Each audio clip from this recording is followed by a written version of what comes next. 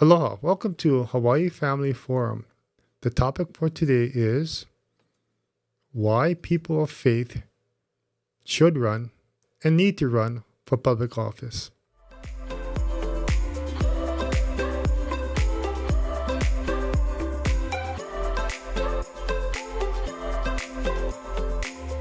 Is that you? You were there already. Yes. You already ran. I've been there, done that. I get conversations all the time from people that will say, oh, I've thought about running for office. And then when I chat with them a little more about, well, why didn't you?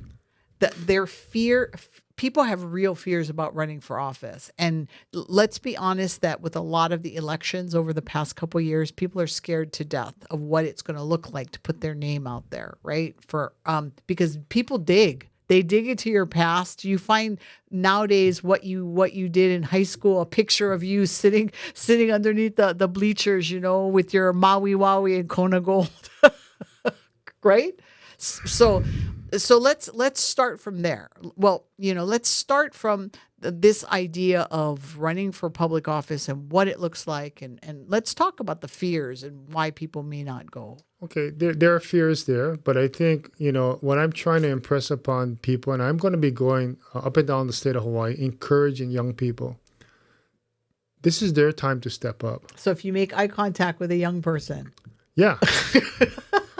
I'm going to tell them. I'm going to give them, my spiel. I'm going to give them my elevator talk why they should run. This is their generation. This is their time to step up. This is not for for me. My job right now is to encourage the next generation to step up, participate. I mean, it's easy to be outside to criticize. It's easy to use social media to go and Instagram and Facebook and bully people. Yeah, I mean, that's all fine. Yeah, but, for what? Okay, you know what I mean? But if you want to really make change, you want to make a difference in the lives of your family, of your community, of your state, of your nation, you got to get involved. I mean, you can't do much, sitting in the Aloha Stadium parking lot when the game is going on inside. Okay, so let's get the conversation going by this way. Let's talk about the positives first. What is a positive reason that people should run? Well, if you want to make a difference, if you want to help shape public policy, laws, rules and regulations for the state of Hawaii to better the lives of its citizens both now and in the future, it's a great place to be. There are 76 trombones or 76 legislators at the state capitol. Okay, so there's 25 senators, there's 51 House members. Oh, but give your spiel. This ties into this. What did you tell me a couple years ago when you were still in office? We were talking about why everybody runs for governor, right? You get people that everybody runs for governor, right? But you made a really important point in it. I know you're talking about the House and the Senate, but there's other offices that sometimes are even better for someone who's maybe interested, but maybe they don't want to jump all in yet. Yeah. Okay. I'm gonna suggest this. If you feel you're not ready for what I call prime time in the Hawaii State Legislature. So you're not ready for Saturday Night Live? Not ready for Saturday Night Live. Dating yourself. You can always start off at a equally important community active level by neighborhood boards. If you live on Oahu, there are neighborhood boards scattered throughout every single community. And when you talked about that, I always thought, and I'm sure people think this too, neighborhood boards, they're manini. They don't mean anything. Why would I do that? But you said that those neighborhood boards, they are important. Neighborhood boards are important. It's set up by the city and county's ordinances to have neighborhood boards. They were first originally set up to be advisory to the planning commission. But they've evolved over years and years and years to be more than that. They're actually a sounding board for the community and its constituency to elected officials. And there is no other board or organization in the government on Oahu for right now where every month you can guarantee the attendance someone from the governor's office, someone from the mayor's office, someone from the law enforcement office, maybe someone from the congressional office. And do they listen? State Senate and House, yes, they do listen. Wow. Because there is a record. It's a public meeting. It's being recorded. There are notes. There are minutes. And there's testimony. And there's testimony. So in a sense, you're kind of getting your feet wet in the process. Yes, but yeah. maybe... So I just loved that you made that recommendation. So, there are different levels of people who can serve the community. I encourage people on that. I mean, it's without compensation, of course, but to get into that, there's a local election, and people tend to be very supportive of local people getting involved in it. But it's a good way of testing out whether you want to be on a public stage in public forums. Articulating your views, your interests, being a spokesperson or, asking questions of the powers that be. It's interesting that as we're having this conversation that I'm thinking there are so many ways, Marcus, that people in the community can get involved, that we do want people to run for office, and we're going to get to that. Yeah. But people could be part of their condominium association. And that's also a way to start learning about going to meetings and making decisions and making financial decisions. Well, if you sit on an AOAO, Association of Owners of, well, man, I tell you, my hat goes off to you because that's voluntary, and it can be... Those can be nuts because... we talked about the budget last time, but that's it ties in because you learn how to how do we make the decision on insurance and putting on a new roof, and we don't have the money. It's like the Robert Putnam, bowling alone, right? It's the more social involvement, engagement you have in a community, the more healthier it is for the individual and the community. So neighborhood boards are good, but can I push what I really want to push? Yes, and when you're talking about running for House and Senate, which is really important because I know that that's really where your heart is, and you really want to push that. Can we talk about what we're looking for people that want to run for? Because just because you want to do it may not be you should. Well, you know what I mean? So let's talk about that too. I'm going to paraphrase what Martin Luther King said. About getting involved politically. Okay. He said, you don't need a PhD. You don't even need a master's. You don't even need a diploma. You just need a heart willing to serve. And I think that's the requirements. Maybe there's a little bit more. You need to be a citizen of the state of Hawaii, a citizen, a resident of the district you're going to run from. I think you have to be 18 years or older. You know what? And I think that it's time for people to be statesmen and women. Yeah, and that's part and parcel of what we aspire everyone to be. But those are the requirements. You don't have to have a law degree. You don't have to be a doctor. You don't have to be a scientist. So is it harder? Is it harder to get into the Senate than it is to the House because of the amount of votes you need? No, I think the operations of a campaign, towards the goal of getting elected, are the same. It's just a matter of size, quantity of maybe instead of having 100 brochures, you need 200 because basically every senator or district encompasses 2 House districts, right?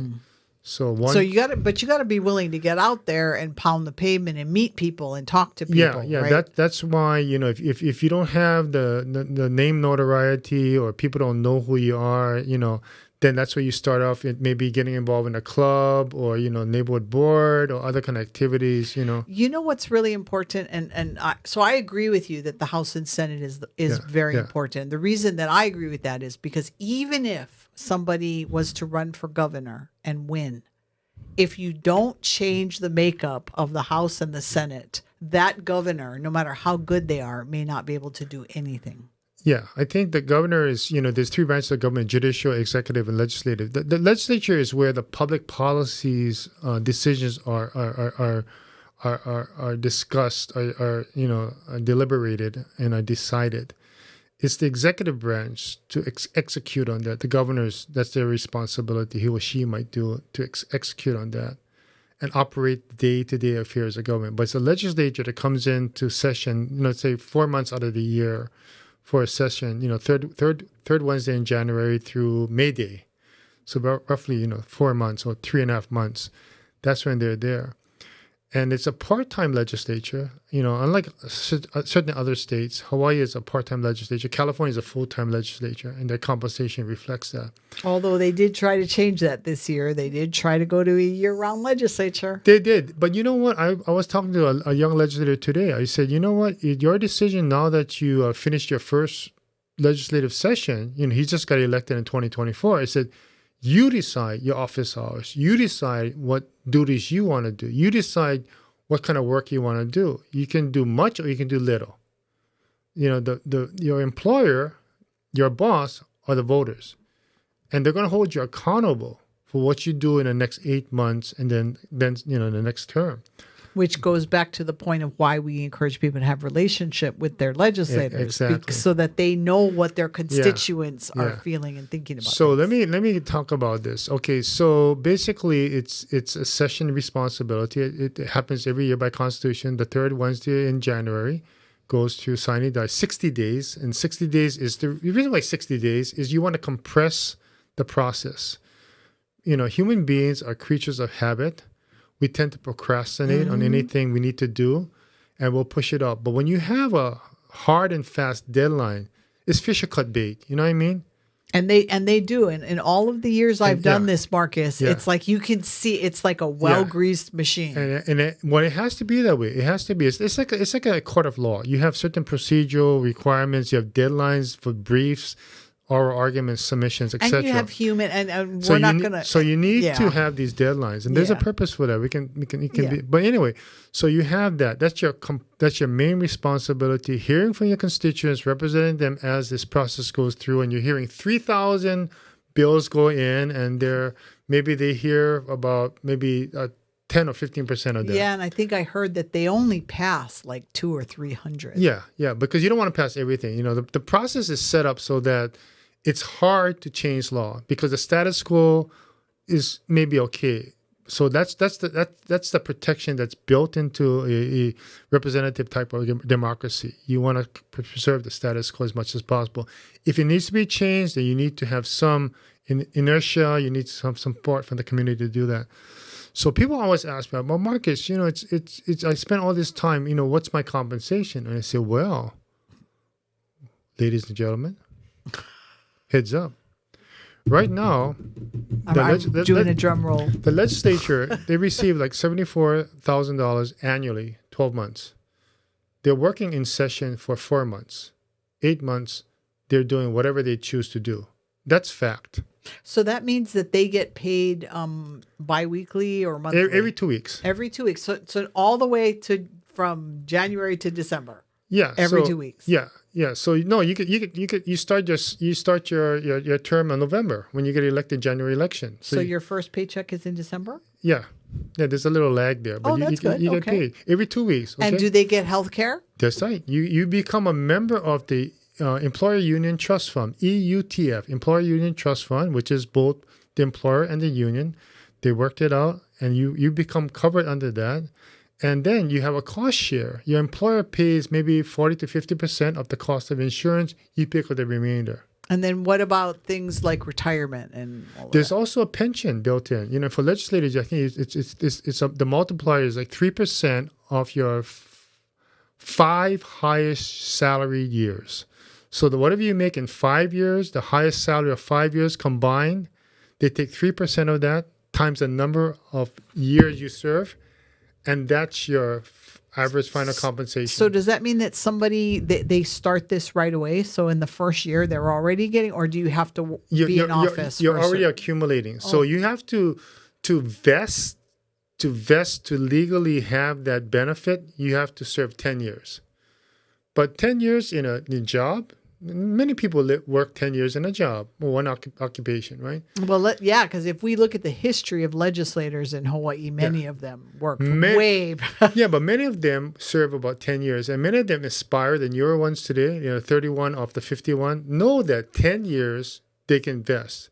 And so let's say you're 30 years old and you serve for 5 terms in the House. Every 2 years you're reelected. You serve 10 years. So when you reach 40, you are vested in the system. Now, let's say you step out of politics. You have vested with 10 years. So for the rest of the 40 to 45 years you're alive, you get a pension Wow. every year.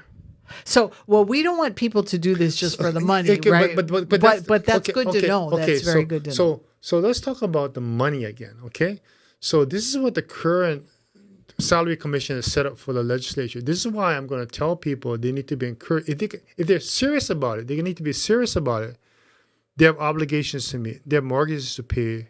They have families to feed. They have children to take care of. They got all the effects of modern day life. But let me tell you about the money, okay?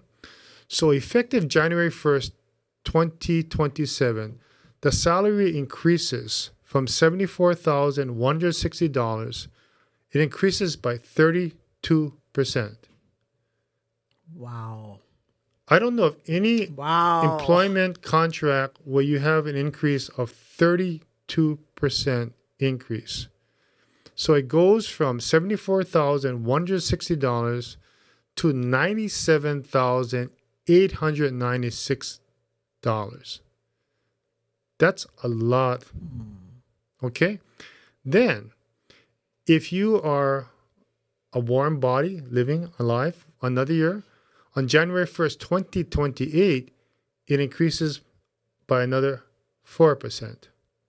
Wow. So now you're at 6 digits. Okay, so let's put $101,808. That's what I was going to ask. Okay. So if you run in 2026 and you get elected, okay, then for your first 2 years, you're going to see a big bump from that 74. You're going to come in and get $97,000. And before you even finish your first term, because you got elected in 2026, you'll be making $101,000. Wow. So this extraordinary opportunity for anyone out there who's thinking about public service, you got to ask yourself the question, can I make ends meet with this type of compensation? Will this cover the obligations I have today? Take care of my mortgage, my rent, my car payment, my loan payment, etc. Especially if they have a job outside of the legislature. Yeah. And again, this is basically a session is for 4 months now, right. Now, I got to point this out. If you're a chairing of the finance committee, judiciary committee, maybe a consumer protection committee, one of the larger committees, a little more technical issues, a little more legal issues going on, you might have to spend more time during the 8 months. Right. Really. Right. Almost, lot more time. Because we talked about that. The lobbying happens behind the scenes. Right, So all the meetings But and if you're a freshman legislator, you're not a chair, you're not a vice chair, you're a member of a committee, you don't have that kind of responsibility. So you can do other things outside the legislative session. And hopefully it has something to do with your community. Yes. Oh, but you can also do sell real estate, or you can, But as long as you're still, like you said, building that relationship with the people you represent. Yeah. So you do to take care of your family and all that. And in the normal course, you will be having periodic meetings like that. But I just wanted to set this out there that it's not the cheap pay anymore. It's quite substantial. It is. So let's, because I really want to talk about this because I think it will help, Marcus. What do you say then to those people that have the negative thoughts and feelings about running to office? They're going to find my old texts or tweets. I have a record. I've been clean for 20 years, but in my youth, I did these horrible things. Or so what do you say to those people? I mean, how do we know that someone should be running for office other than the fact that God has come to them and said, I want you to do this? I go back to, they have a willingness. They feel strongly about serving their fellow man and woman in their community. I think they should put their head in. Is there ever a no though? Like I'm a believer in the law of second chances. And I tell people that anything that happens in your life, the good, bad, and ugly, there's a purpose for it. So maybe you were caught shoplifting when you're a teenager, Maybe you had to go and steal something to give your mother a gift for Mother's Day. So you took a little purse, okay? Well, okay, you committed, a crime, right? But that was when you're 14 years old, okay? So that was terrible. But through your life and your work and how you walk, You've shown you have changed your ways. You have been rehabilitated. I think that person is equally qualified for someone who never did anything bad, A+ student, magna cum laude. You know what I mean? Because you can be more sympathetic. I love with the that. indiscretions of youth. You know what I mean? Getting caught like Barack, what's his name, Obama, and the Volkswagen Beetle smoking a joint in a punhole. Yeah. Okay. I mean, he became the president of the United States. Okay, so that was a youthful indiscretion. Okay, but hey. I admit to people, I tell this story all the time. When I was like 12, I got busted Long's Pearl City shoplifting. And this was back in the day. Marcus, what I love about this story is, first of all, I admit it because it happened. But here's how it was handled. This was back in the day, okay?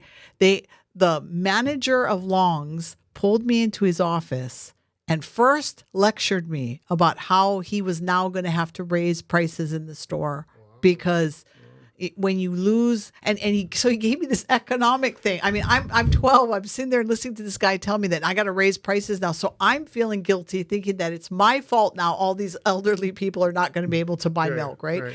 Then he said, "Where do you go to church?" And I told him, "Oh, Our Lady of Good Counsel." Do you know he called my pastor and said, "I have your student here," and I was in my Our Lady of Good Counsel school uniform. So he called the priest and my mom. They called my mom. My mom had to get off of work, pick me up to take me back to school, which was Our Lady. And so I sat there with the pastor. And then I got the lecture from the pastor about how I was breaking Jesus' heart. And he talked to me about stealing and all of that stuff. And then he said, "I can't, the Longs would not allow, they wouldn't take, it was stickers that I stole. They wouldn't take it back." So the pastor said to me, "You cannot keep that. It doesn't belong to you." So he made me go up to Waimanu home and I had to give it away. So I never did again. But you know what was interesting about that? The cops, I don't even remember if the cops got involved, but I do know that it changed my life forever. But it goes to your point of being honest, right? We all make mistakes in our lives. And I appreciate so much more when somebody steps up and goes, "Hey, that I did this and it was wrong." And yeah. No, I've shared that with many people. I said, don't let that discourage you or prevent you from running for public office. We all made mistakes, And nowadays, mistakes are for the world to see because it's on people's Facebooks and their Twitter. Well, I keep saying Twitter, X. It's all social media. But I want to encourage people. I really think this is an opportunity. If money has always held you back, there's pretty good compensation. There's some pretty good compensation to be an elected official in the Hawaii State Legislature. It's a great place to serve your committee. You want to shape policy. You want to make a difference today and in the future. There's no better place to be. I was raised in a family that said one of the most noble professions is politics. Is getting involved in the rough and tumble, being in the arena of political involvement and engagement. There's nothing more noble than that. I had people that contacted me about the show that we did where you just kind of gave your testimony. And in that, so you have to, if you haven't seen it, guys, you got to go back and look at it because Marcus really he peeled back his layers. I got to show Marcus the thumbnail I made for you of the face that you're making. But anyway, you said something in there and it ties into that point. You talked about, I asked you if there was any bill that you were part of passing that made a difference. And you talked about one of those bills that made a difference for the Native Hawaiian people. And I could see it in your face and the way you were sharing. And that's what we're talking about. We're talking about actually making a difference. Yeah. You can change the future. You can change the lives. And whether it's big or small, your imprint is there. There's a bill that came out this past year regarding Lau Lau, and it's one of, I think, Representative Kila. I think he's a 2022 elected official. He's been there this is his second term. What I call him a sophomore. But he related a story about how important Lau Lau was to his success or going to school and his father. Because they made it and sold it? Yeah. Wow. Yeah. I'm getting hungry now. Thanks, Marcus. No, I know people that do that. I mean, they Yeah. make pickled mango on the side of the road, right? You know what I mean? You get dried. I didn't have lunch today. This is not a helpful They got conversation. dried fish, right? You know what I mean? So all these things, are personal, but you bring that to the public arena, and it helps shape and inform your policy declarations. Think about Patsy Mink, how hard she fought on Title IX, right? And to hear her story. Yeah. Of why she fought for Yeah. it, and of course now they're twisting it and adulterating what the early fight was for. But you're right, there is something unbelievably powerful when you have a legislator that plugs into a real need in the community and they fight for it and then it passes. That feeling of, wow, I played a role in this. Yeah, so there's going to be that coming back up. There's still the midwifery bill that was approved, but to some people they're still upset about any kind of protections for Native Hawaiian practitioners. Even the Constitution issue is still out there right now, so they're going to be coming back on. There's some concerns about some Second Amendment gun issues. They're going to be coming back next year because there are people concerned about how that runs against the interests of hunters and traditional gatherers. On the neighbor islands, rural communities. That's going to be coming back again. So, there's a lot of unfinished business. But again, this is a 2-year legislature. This is an odd year. Even year is 2026. That's what the 33rd legislature comprises. 2 years, 25 and 26. Okay, so let's give people some hard, fast deadlines. Do you know? So somebody has now heard this and they're like, yes, I want to do it. What's the process? So the process is next February or thereabouts. There's going to be an opening period of time when you can go to the State of Hawaii Elections Office and you can go and request a nomination form, show me your ID, and then you can go and register and get the requisite numbers of signatures for those in your districts to run for office. It's a very easy process. The people are there eager to assist you and to encourage you. But it's something that you can do very easily. But it's something that you need to think it through. Talk to your partner, talk to your spouse, talk to your best friend, talk to your family. It's not a solo project. It's a family, a kako kind of thing. So involve them now and discuss it. But again, there is a way of doing it in a part-time legislature to still take care of the needs of your household, get compensated, and yet make a big difference in your community and the future of Hawaii. Yep. And one of the organizations you can go to is Leadership Institute. They will give you information on how to become a candidate, and they actually walk you through the process. Hawaii Family Forum is in the process of sending one representative to our Statesman Academy. So they're going to learn how to be a statesman. So if you're watching and listening to this right now, and you want to make a difference, then send me an email at eva@hawaiifamilyforum.org, because we need to help get good legislators to the Statesman Academy. That's great.